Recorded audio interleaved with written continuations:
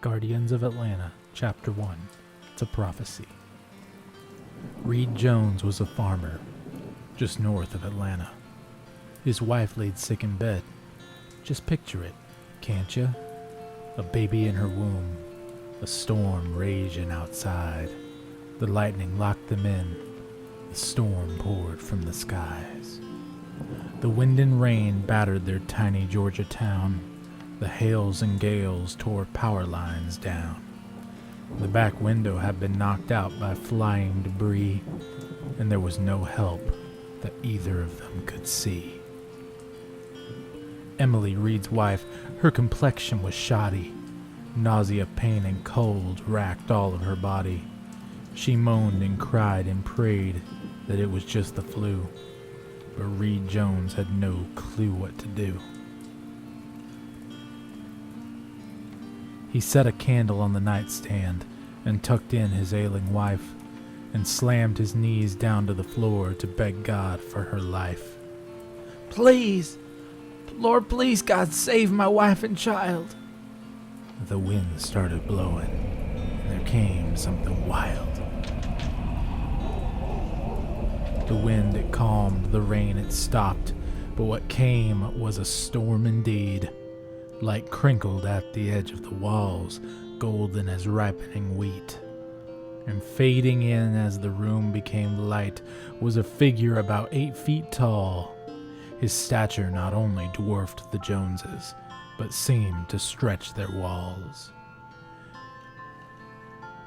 He wore a tan leather duster, with black pants, shirt, and boots beneath. The duster looked dirty and worn, and tassels hung from the sleeves.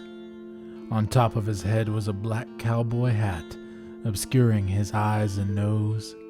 A smirk on his lips, surrounded by a goatee, stood frozen in a wry pose.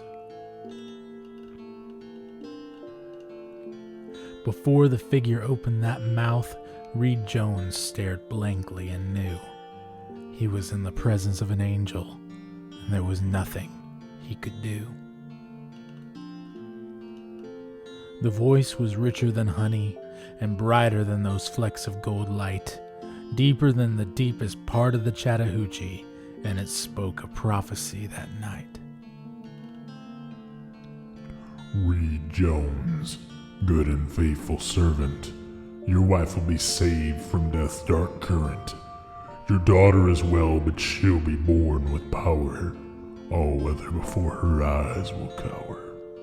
And with God's help, she will withstand great adversity. She will lose everything, but she will learn this homily. If Christ is with us, who can be against us? Your daughter, Reed Jones, will stand for justice."